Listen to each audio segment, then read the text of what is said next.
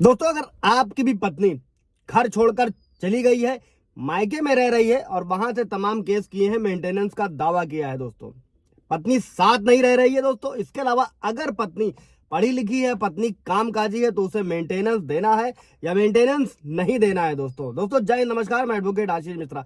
Like कर दीजिएगा, share कर दीजिएगा, सब्सक्राइब कर दीजिएगा, ताकि ये इन्फॉर्मेशन और लोगों को मिल सके और भी लोग बेनिफिट पा सके दोस्तों, जिन पर झूठे केसेस, जिन पतियों पर झूठे केसेस पत्नियों ने किए हुए हैं दोस्तों ये 3 हाईकोर्ट के जजमेंट है जिन्हें मैं इस वीडियो में आपको बताने वाला हूं दोस्तों अभी हाई कोर्ट का जो पहला जजमेंट समझते हैं दोस्तों, वो था शिव कुमार यादव बनाम श्रीमती संतोषी यादव, 2004 का केस था दोस्तों। इसमें हाई कोर्ट का क्या जजमेंट था उसको समझते हैं दोस्तों इस मामले में न्यायालय ने, कोर्ट ने ये स्पष्ट रूप से घोषित किया था कि अगर पत्नी वैवाहिक घर में लौटने से इनकार करती है और बिना किसी ठोस कारण के अलग रहना चाहती है, तो मेंटेनेंस यानी कि भरण पोषण का भुगतान नहीं किया जा सकता है दोस्तों ट्रायल कोर्ट ने भी इसमें यही आदेश दिया था कि मेंटेनेंस नहीं दिया जाना है। फिर हाई कोर्ट में ये रिवीजन के लिए गया दोस्तों, और वहां पर हाई कोर्ट ने यह निर्णय दिया कि ट्रायल कोर्ट के मजिस्ट्रेट का निर्णय सही था, क्योंकि याचिकाकर्ता यानी कि जो पति था दोस्तों शिव कुमार ने, वो सभी सबूत कोर्ट में पेश किए थे कि उसकी पत्नी बिना किसी कारण के उससे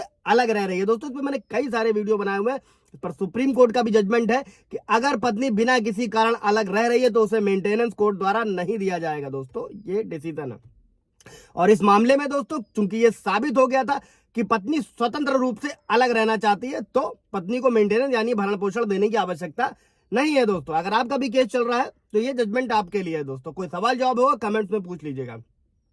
अगला केस समझते हैं दोस्तों, कुमारेसन बनाम अवस्थी। ये 2002 का केस था दोस्तों। इसमें मद्रास हाई कोर्ट ने इस चीज को ध्यान में रखा था कि अगर पत्नी कामकाजी है तो पति को उसको मेंटेनेंस यानी भरण पोषण देने की आवश्यकता नहीं है दोस्तों। और इस मामले में पति था दोस्तों, उसने हिंदू विवाह अधिनियम की धारा 13(1) के सबसेक्शन ए के तहत तलाक के लिए याचिका दायर करी थी दोस्तों, एक तरफा तलाक के लिए। और कोर्ट ने हिंदू विवाह अधिनियम 1955 की धारा 24 का हवाला दिया, जिसमें कहा गया है कि गुजारा भत्ता दिए जाने के लिए सिर्फ और सिर्फ एक अनिवार्य शर्त यह है दोस्तों कि पक्ष के पास यानी कि पत्नी पक्ष के पास स्वतंत्र आय स्रोत नहीं होना चाहिए दोस्तों। अगर यह पाया जाता है कि आवेदक यानी कि पत्नी के पास पर्याप्त इनकम है दोस्तों, तो उसे गुजारा भत्ता नहीं दिया जा सकता है दोस्तों। और इसलिए कोर्ट ने पत्नी के दोनों आवेदनों को खारिज कर दिया और इस मामले को नए सिरे से निपटाने के लिए ट्रायल कोर्ट के पास वापस भेज दिया दोस्तों। अगर पत्नी कमा रही है, कामकाजी है, अगर वो सक्षम है, आय के पर्याप्त स्रोत है उसके पास में दोस्तों। इससे रिलेटेड भी कोई सवाल जवाब होगा तो पूछ लीजिएगा। आप पढ़ते हैं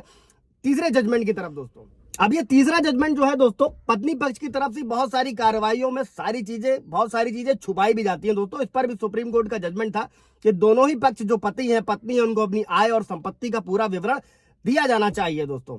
इस पर भी वीडियो आप जाकर देख सकते हैं दोस्तों। अभी बढ़ते हैं, जो तीसरा केस था दोस्तों, गुरबिंदर सिंह बनाम मंजीत कौर दोस्तों। और इस मामले में तलाक की और कार्यवाही चल रही थी दोस्तों, और दोनों पक्षों को आपसी समझौते पर हस्ताक्षर लिया गया था दोस्तों। और उस हस्ताक्षर लेने के बाद में ये निर्धारित किया गया था कि दोनों ही पक्ष, उनके माता पिता या रिश्तेदारों को किसी भी तरीके से परेशान नहीं किया जाएगा। और इसमें स्पष्ट रूप से किसी भी पक्ष को ऐसा कुछ भी करने से प्रतिबंधित कर दिया गया था जिससे दूसरे के चरित्र या दूसरे की प्रतिष्ठा पर असर पड़ सकती है, जो पति पत्नी के केस में अक्सर होता है दोस्तों। और पत्नी को यह भी घोषित करने के लिए कहा गया था कि वो अपने बच्चों के खिलाफ कोई कार्रवाई नहीं करेगी दोस्तों। और इसी केस में अगस्त 2004 में पत्नी ने जालंधर कोर्ट में धारा 125 सीआरपीसी के तहत आवेदन दायर किया दोस्तों, मेंटेनेंस के लिए दोस्तों। और आवेदन के बाद पता चला कि उसने कोर्ट से कई सारे इंपॉर्टेंट फैक्ट्स छुपाए हैं दोस्तों। और भरण पोषण के लिए आवेदन करते समय उसने ये नहीं बताया कि वो जालंधर के स्कूल में एक टीचर है दोस्तों। और उसने हाईकोर्ट में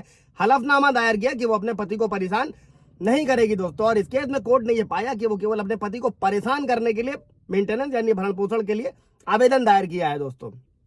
और ये स्पष्ट रूप से, जो कि उनसे पहले डिसाइड कराया गया था, हस्ताक्षर लिया गया था, उसका उल्लंघन है दोस्तों। और इसी में जालंधर हाईकोर्ट ने महत्वपूर्ण तथ्यों को छुपाने और एक पक्षीय आदेश प्राप्त करने के, यानी कि जो पत्नी ने किया था उसको न्यायालय की कोर्ट ऑफ कंटेंट माना, यानी कि न्यायालय की अवमानना का दोषी माना दोस्तों। और 10,000 रुपए का जुर्माना पत्नी को देना पड़ा। और साथ में ही पति को भरण पोषण देने की आवश्यकता भी नहीं थी दोस्तों।